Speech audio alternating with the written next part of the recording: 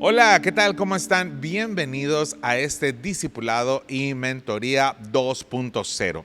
¿Por qué 2.0? Porque lo estamos mejorando día con día, ¿verdad?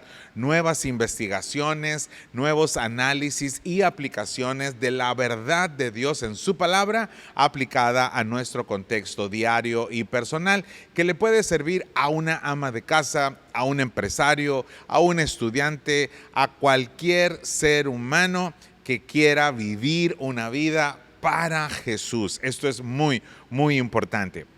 Y el día de hoy vamos a estar hablando acerca de la vida abundante. Un sinónimo de la palabra vida abundante sería vida plena. Porque la vida eterna inicia aquí en la vida plena. La vida eterna no inicia cuando alguien muere. La vida eterna inicia desde el día y desde el momento que tú recibes a Jesús como tu Señor y tu Salvador y te conviertes en un seguidor de Él. Hoy vamos a estar analizando el capítulo 11. Juan capítulo 11, hemos visto ya todos los capítulos 1, 2, 3 hasta el 10. Hoy vamos con el capítulo 11. Si tú no has visto uno de estos capítulos, te invito a ir a nuestro canal y observar capítulo por capítulo y hacer las actividades que allí yo te estoy invitando a que puedas realizar para que tu crecimiento espiritual abunde, sea mucho mejor. Bueno, hoy vamos a estar analizando la resurrección de Lázaro. ¿Quién era Lázaro? Lázaro era una persona, y así lo describe Juan, el discípulo amado, muy amado por Jesús. Juan, el discípulo amado, describe a Lázaro como el hombre a quien Jesús amaba. Interesante descripción. Lázaro tenía dos hermanas, una se llamaba María, otra se llamaba Marta. Hubo muchos sucesos en la vida de María y de Marta que tú debes de analizar, porque ellos eran amigos de Jesús. Y esta palabra amigo de Jesús es una gran palabra, porque Jesús le dijo a sus discípulos en cierta ocasión: ya no les llamaré más mis discípulos, les voy a llamar mis amigos, porque les he abierto mi corazón, les he dicho todo lo que está en mi interior. Porque los discípulos no los escoges, los discípulos te los da Dios, pero los amigos sí los escoges. Los amigos sí son personas con las cuales tú te identificas, tú te sientes bien, tú sientes que esas personas te estiman, te aman. Y claro, hay niveles de amistad. Hay algo que yo le llamo el amigo de pala, y es a manera de broma, es una ilustración, pero si tú acabas de matar a alguien y estás desesperado y le llamas a ese amigo, a tu mejor amigo, y le dices: amigo, acabo de matar a alguien y pues yo creo que lo voy a enterrar. Y llega tu amigo con una pala en el hombro. ¿Por qué? Porque es tu cómplice en el sentido de que te va a apoyar. Por supuesto, es una ilustración. ¿Quién es tu mejor amigo? ¿Quién es ese amigo en el cual tú puedes confiar todo, absolutamente todo? Ojalá que ese amigo sea Jesús, a quien tú puedas confiar todo. Y por supuesto, no va a llegar con una pala, va a llegar con los brazos abiertos y te va a decir: te voy a ayudar a salir de esta situación, como te he ayudado a salir de todas las demás, porque te amo y te perdono. Bueno, este era Lázaro, un amigo de Jesús. María, su hermana, y Marta, eran tres. Yo estoy en mis estudios personales convencido de que María de Betania es la misma María de Magdala o María Magdalena, que se cree, algunos eruditos lo creen, investigadores bíblicos, que de Betania, que Betania estaba a 3 kilómetros de Jerusalén, cambió su residencia a Magdala, a un pueblecito cerca del lago de Galilea, para estar cerca de Jesús, que vivía en Capernaum. Jesús vivía en Capernaum y de Capernaum salía a hacer viajes, por decirlo así, misioneros a distintas regiones.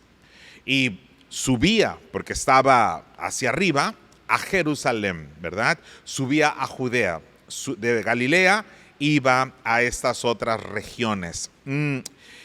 Entonces, el Señor Jesús tenía una casa, una residencia, y visitaba cuando iba a Jerusalén este pequeño pueblo de la aristocracia de Jerusalén, de los ricos de Jerusalén, llamado Betania. María, Marta y Lázaro eran ricos, eran de la aristocracia de Jerusalén que vivían en esta villa, por decirlo de alguna manera, llamada Betania. Y bueno, Lázaro se enfermó, el de Betania, la aldea de María, su hermana. Voy a leer de la Nueva Versión Internacional en esta ocasión. María, cuyo hermano Lázaro estaba enfermo, fue la que ungió al Señor Jesús con un perfume y le enjugó los pies con sus cabellos. Ese perfume de nardo puro. El nardo puro se traía desde el Himalaya, desde allá arriba, y se ponía en unos frascos de alabastro que eran labrados. Eran frascos de mármol labrados, y allí se ponía el nardo desde el Himalaya. Imagínalo, ¿verdad? Cientos y cientos, tal vez miles de kilómetros desde el Himalaya hasta Jerusalén traían este perfume de nardo puro, muy costoso, y ella lo quebró, porque tanto valía el frasco como valía el perfume para ungir a Jesús, el cuerpo de Jesús. Esta era María, una mujer que estuvo dispuesta a darlo todo por Jesús, a derramar su vida, su corazón. Y Marta, su hermana. En el caso de María, algo interesante es que Jesús le permitió siempre estar con él, escuchándolo junto con los hombres. Jesús iba en contra de las tradiciones de los hombres. Las tradiciones en ese tiempo eran que una mujer no podía sentarse a escuchar a ningún maestro, ni en la sinagoga, ni en ninguna otra parte, junto con los hombres. Que la educación, la formación, era solo para los hombres. Y Jesús quebró esa ley absurda, tonta, y siempre estaba María a un lado de él. Y por supuesto, ahora vemos que también Marta era una gran discípula de Jesús. Son las mismas que llega Marta y le dice a Jesús que no tienes cuidado de mí. ¿Por qué no le dices a María que venga y me ayude a preparar aquí la comida para todos? Y Jesús le dice, no Marta, no estés afanada. María ha escogido la mejor parte, la mejor. Lo único que era necesario y no le será quitado.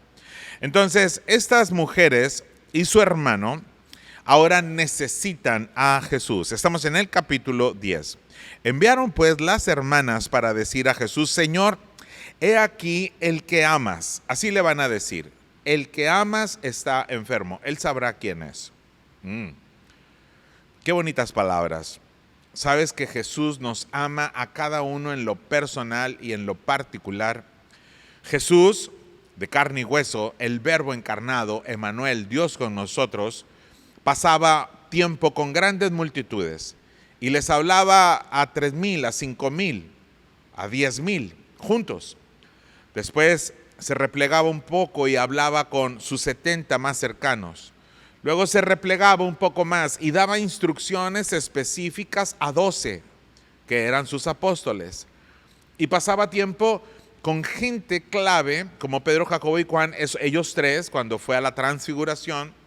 Pero también Jesús pasaba tiempo con personas, como el joven rico, como fue ahora con María, con Marta, con Lázaro, amigos cercanos, como lo fue también con Nicodemo, como lo fue con algunas personas. Les dedicó un tiempo específico y personal.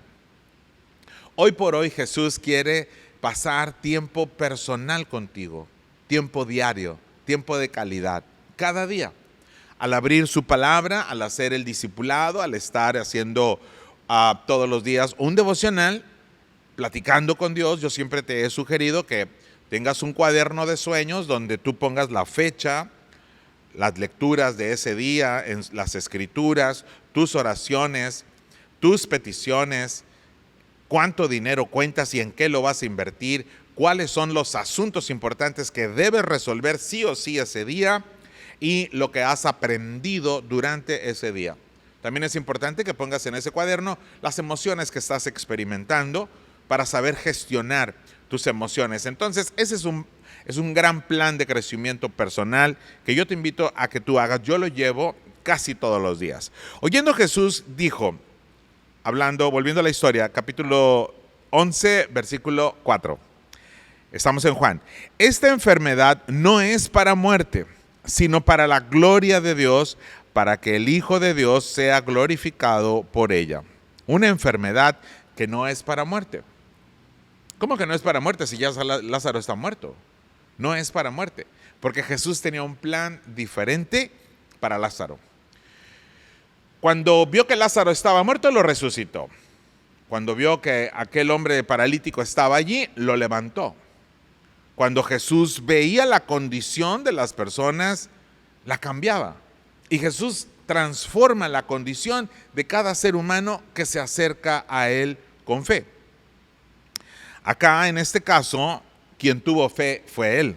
Quien tuvo fe fue María, fue Marta.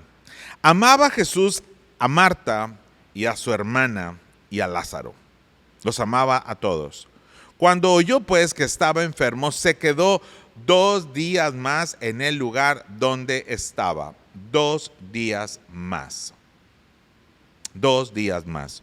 Luego, después de esto, dijo a los discípulos, vamos a Judea otra vez. Recuerden que Jerusalén está en Judea y Betania estaba a 3 kilómetros de Jerusalén. Le dijeron los discípulos, Rabí, ahora procuran los judíos apedrearte otra vez y tú vas allá. Porque los discípulos no entendían que la misión de Jesús era redimir, morir para resucitar y para redimir a cada ser humano que crea en Él. Pero todavía no lo entendían. Ellos querían un maestro que estuviera con ellos toda la vida. Nunca habían conocido a alguien como Jesús y lo querían para toda la vida. No entendían que la misión de Jesús era la redención, la muerte y la resurrección, la entronización en gloria. Respondió Jesús y le dijo, no tiene el día 12 horas y el que anda de día no tropieza porque ve la luz de este mundo, pero el que anda de noche tropieza porque no hay luz en él. Yo ando de día, yo no voy a tropezar mientras ande en el día. A Jesús no lo mataron. La muerte no tenía potestad sobre él, nadie podía quitarle la vida. La muerte no tenía potestad porque Jesús no había pecado. Jesús no se enfermaba. Jesús no estaba en ruina. Porque Jesús no había pecado. Ningún tipo de consecuencia del pecado podía operar en él. Él estaba por encima de todo esto. Así que, bueno, vayamos a la historia. Dicho esto, les dijo después, nuestro amigo Lázaro duerme y voy a despertarlo.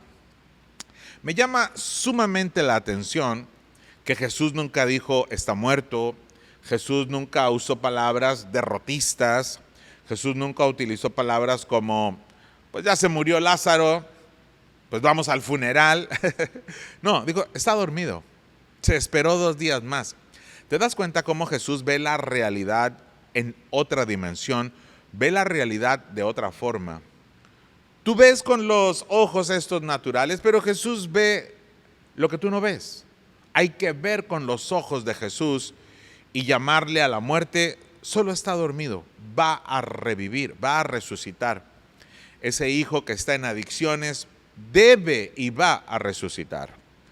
Esa familia que está fragmentada puede resucitar. Ese negocio, esa persona, ese matrimonio, Jesús viene a levantar y a reedificar las cosas cuando se las entregamos en sus manos. Dijeron entonces sus discípulos, Señor, si duerme sanará. Pero Jesús decía esto de la muerte de Lázaro y ellos pensaron que hablaba del reposo del sueño. Jesús a la muerte le llama dormir. Por eso los que han muerto creyendo en Jesucristo realmente no están dormidos, no están muertos, están dormidos. y van a ser resucitados, despertados a la vida eterna cuando Jesús vuelva. Me alegro por ustedes de no haber estado allí para que crean. Mas vamos a él, dijo entonces Tomás, llamado Dídimo o gemelo, que quiere decir lo mismo. Vamos también nosotros para que muramos con él. Como que lo amaba, era una expresión de la época. Y Jesús les dice, está muerto. Me alegro de no haber estado allí para que ustedes puedan creer. No es que el Señor traiga los problemas a tu vida, traiga las situaciones adversas a tu vida. Yo no creo esto. Creo más bien que esas situaciones adversas, de ellas Jesús va a sacar algo bueno para que tu fe sea creciente, ¿verdad? Ningún marinero se hizo experto con un mar en calma. El mar embravecido hace que todos nosotros creamos, confiemos, agarremos destrezas, los problemas y solucionarnos desarrollan nuestro carácter. Y cuando estamos con Jesús, nos asegura que nos va a sacar de esa situación. Él lo ha prometido. Confiemos plenamente en Él. Verso 17. Vino pues Jesús y halló que hacía ya 4 días que Lázaro estaba en el sepulcro. Había muerto. Betania estaba cerca de Jerusalén, como a unos 15 estadios, es decir, 3 kilómetros, y muchos de los judíos habían venido a María y a Marta para consolarlas por su hermano. Eran, como lo dije, de la clase de la aristocracia de Jerusalén y estaban en este pueblo de ricos a estar. ¿Por qué digo que eran ricos? Porque la tumba de Lázaro no era la tumba de cualquier persona.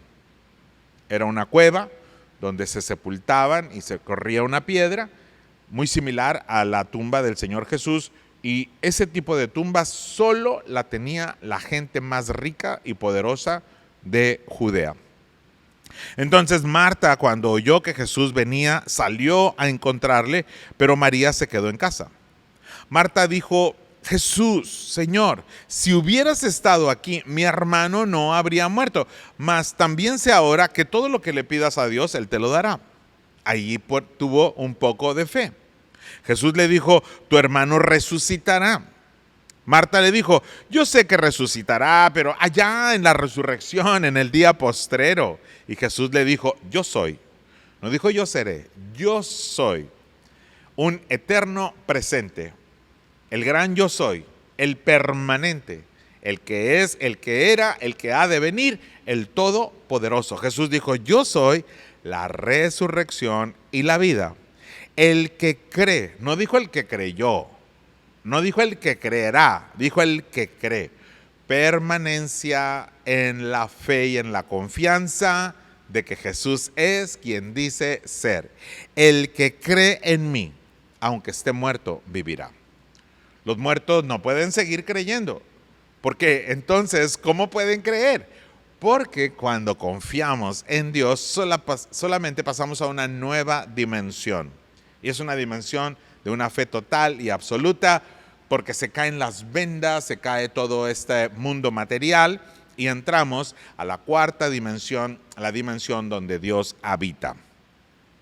Todo aquel que vive y cree en mí no morirá eternamente. ¿Crees esto? Y yo te pregunto a ti, ¿crees esto? ¿Lo crees? Y le dijo: sí, Señor, yo he creído que tú eres el Cristo, el Hijo de Dios, que has venido al mundo. Jesús lloró ante la tumba. Habiendo dicho esto, Jesús fue y llamó a María, su hermana, diciéndole en secreto: el maestro está aquí y te llama. Ella, cuando lo oyó, se dio prisa y vino a él.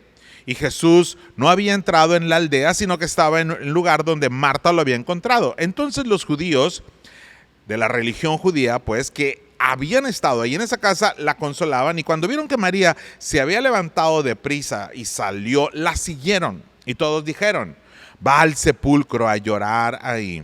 Y María, cuando llegó donde estaba Jesús, al verle, se postró ante sus pies y le dijo: Señor, si hubieras estado aquí, no habría muerto mi hermano. Y hay muchas personas que dicen lo mismo. Si Jesús hubiera estado aquí, no hubiera pasado por esto, no hubiera pasado por esta situación en mi vida, no hubiera pasado por este abuso, no hubiera pasado por esta condición que viví cuando era niño, el abandono, la violencia, si Jesús hubiera estado aquí. Y yo estoy convencido de que Jesús siempre ha estado contigo, pero este es el momento en el que tú vas a ver la restauración completa y total de todos los escenarios de tu vida, porque tú estás poniendo tu fe y tu confianza en Él. Lo estás conociendo. Estás despertando a lo espiritual, reconociendo que Dios es algo real. No es algo etéreo, efímero. Dios es una persona con quien te puedes relacionar. Jesús es Dios y está aquí, está contigo. Siempre ha estado. Y Él va a resucitar, a levantar aquello que tú crees que ya ha muerto. Él tiene el poder para hacerlo, si tú crees y confías en Él y en su palabra. Jesús entonces, al verla llorando y a los judíos que lo acompañaban, se estremeció en espíritu y se conmovió. Su espíritu, algo pasó en su interior. Y dijo, ¿dónde lo pusieron? Y le dijeron, Señor, ven y ve. Y Jesús lloró. Y dijeron entonces los judíos, mira cómo lo amaba. Algunos de ellos dijeron, ¿no podía este que abrió los ojos al ciego haber también impedido que Lázaro muriera? No entendían, ¿verdad? Porque la religión no entiende el poder de Dios. La religión solamente son leyes, dogmas, juicio, condenación. Jesús es vida, vida abundante, vida eterna. Ríndete a Él, entrégate a Él, que Él te quiere ayudar. Bueno, vamos a pasar a las actividades, porque la historia está algo interesante. Tú sabes bien lo que pasa, y cuando hagas las actividades vas a leer todo el capítulo y respóndeme a estas preguntas. Pregunta número 1, ¿dónde estaba situada Betania? Pregunta número 2, ¿por qué? ¿Por qué crees que Jesús se tardó 2 días más para completar 4 hasta que ya Lázaro tenía 4 días de muerto? ¿Por qué? Yo tengo una hipótesis, y es que en aquel tiempo la gente creía, la superstición de la época, que cuando una persona moría, su espíritu divagaba por allí y podía volver. ¿Verdad? Era algo que la gente creía, pero después de 4 días decía, esto ya no, ya murió. Interesante. Jesús vino y resucitó a Lázaro después de 4 días de muerto. Solo Jesús puede hacer eso, ¿verdad? Solo Él. Y bueno, respóndeme a eso. ¿Por qué crees tú, Jesús, que Jesús se tardó 2 días más? Investígalo, por favor. ¿Por qué Jesús decía que Lázaro estaba dormido? Nunca dijo está muerto, hasta que ya le insistieron y le preguntaron, oye Jesús, y bueno, es que ya murió. ¿Por qué Jesús dijo varias veces, solo está dormido y voy a despertarle? ¿Por qué? Número 4, menciona otro suceso que narra las escrituras, los evangelios de María y Marta. Menciónalo. 5, ¿qué quiere decir los que creen en mí, aunque estén muertos, vivirán? ¿Qué quiere decir esa expresión? Número 6, ¿por qué Jesús nos invita siempre a creer y confiar en Él? ¿Por qué? Número 7, los hermanos ricos, para los hermanos ricos, como María, Lázaro y Marta, mi pregunta es, ¿también para los ricos es el evangelio? Porque algunos han tomado aquella escritura del joven rico cuando dijo, qué difícil es que un rico se salve, y dicen, el problema es ser rico. No, no tiene nada que ver con eso. De hecho, vamos a llegar pronto y vamos a narrar esa historia y vamos a desmitificar esa tontería que mucha gente ha creído. Pero bueno, número 8, ¿era María, la hermana de Lázaro, María Magdalena? Número 9, ¿era Jesús una amenaza para el sistema de la religión judía? ¿Sí o no? ¿Y por qué? Y número 10, ¿fue decisión de la gente odiarlo? Porque después de que Jesús resucitó a Lázaro, lo odiaron y lo buscaban para matarlo, para encarcelarlo. ¿Fue decisión de los judíos, la gente, odiarlo? ¿O fue la voluntad de Dios que lo odiaran? Son 10 preguntas que quiero que tú me respondas, ¿ok?